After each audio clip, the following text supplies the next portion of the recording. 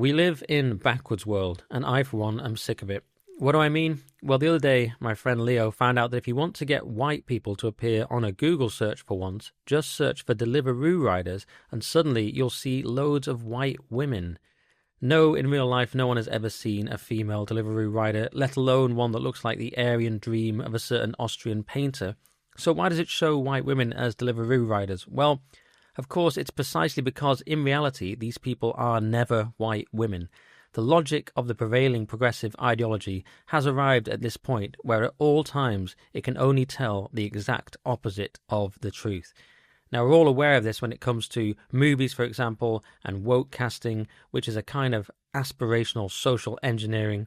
In other words, if we keep showing a female scientist of colour who can also beat up a room full of large men, then maybe one day it will actually happen.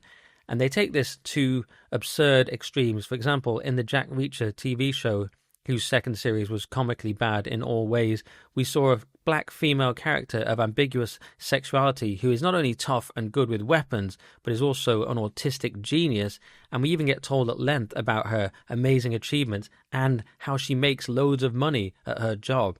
This is a straightforward attempt to mold society because the current ideology claims that we can all be what we want to be, and if autistic geniuses actually tend to be white men, well, that's only because of various social advantages. The progressive ideology hates the idea of any inherent limits or responsibilities. They can't stand the fact that, for example, IQ appears to be a largely heritable trait, or that we belong to a particular family with particular genetics, or even that we're born into a certain country. Indeed, they don't even want nations to exist.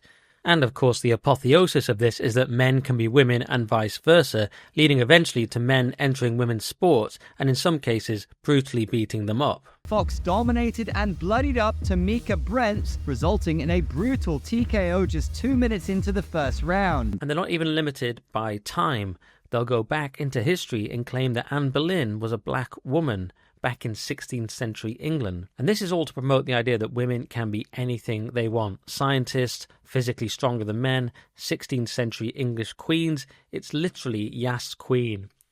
Where it gets even weirder, though, is the reverse example. It's one thing to say a black woman can be an autistic science genius who can beat up anyone and is also non-binary, but then we come back to our white female deliveroo rider.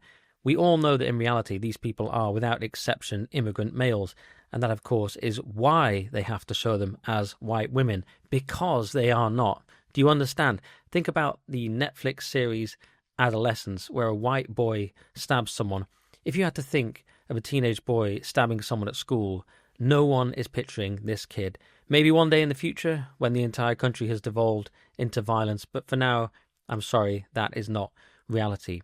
It's propaganda of a clearly anti-white kind. We've also seen the adverts about harassing women on the tube or assisted dying in Canada.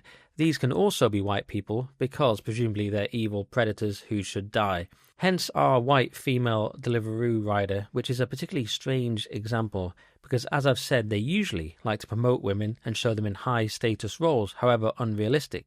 But here the immigrant trumps the woman in their hierarchy, so she has to take one for the team by being depicted as a lowly deliveroo rider. You can imagine them saying, we can't just show deliveroo riders as immigrants, that will look racist.